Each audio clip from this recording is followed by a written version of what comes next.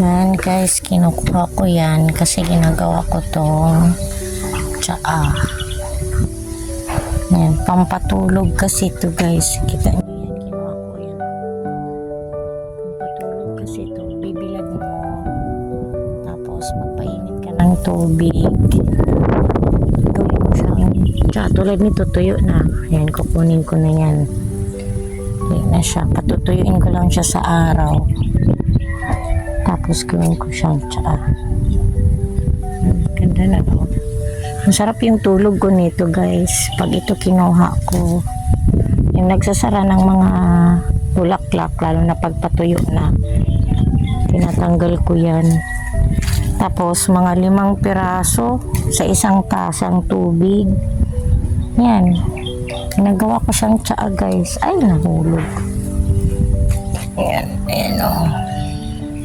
Alam mo yung ternati na maraming ano siya sa kalusugan, tulong. Ito din, pampatulog siya kasi rich in melatonin. Melatonin kasi nakakapagpatulog siya. In case na hirap ka matulog kasi menopausal ka na, ito yung maganda. Maliban sa mini-maintain mong vitamins, ito, it's good for your brain and sa pagtulog. Lalo na pag inuubo ako, sinisipon, hirap ako matulog, kaya dito ako umaasa, pampatulog ko to.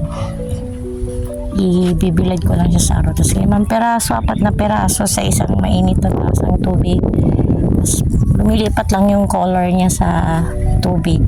Wala naman siyang lasa, tubig pa rin. Nga lang, rich in melatonin to ayon sa study, kaya maraming gumagawa nito. Yung hibiscus na bulaklak, lalo na pag dry na siya sa puno, kinukuha ko na siya, binibilad ko sa araw. Tapos nipon ko yan, ginagawa kong tsaa. Diba guys?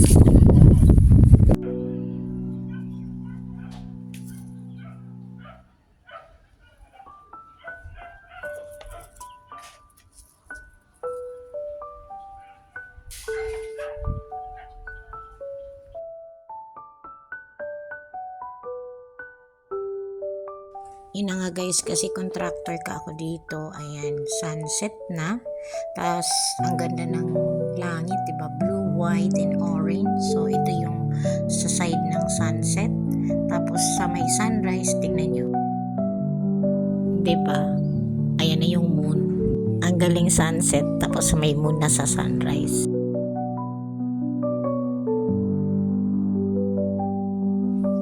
Papakita ko sa inyo guys, ito yung mga blocks na ginagamit natin. Tawag ito smart blocks or jack belt. So ready na po siya. Kahit hindi po kailangan ito ng malalaking bakal kasi matigas po yan, 1,300 PSI.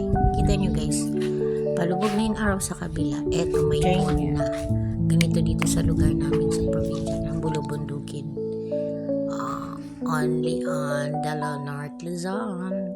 So ito nga, kita nyo naman, may buwan na. Sa kabilang side, lulubog pa lang ang araw, andyan na ang buwan. Kaya na-amazing. Diba? Kaya kinukuhanan ko siya. Magkukulimlim pa lang. At ito yung aming project. So, ayan po siya. Kupisa pa lang kami dyan. At yung ginagamit namin. Kung nakita nyo, tour ko kayo sa loob. Try nyo. Kabila. Yung design ng ating beams ay ang ating blocks pag may lulusutan na mga tubo tulad nito, may dadaanan namin siya. Electric box. So, ang ginagamit ganito. May butas. Yan siya. Naka-design na siya to pang lagyan. Nadaloy dito yung tubo ng pipe. Yan siya. Galing, diba? Ayan yan guys. Pagbuo ng bahay na jack belt. So, 1,300 PSI.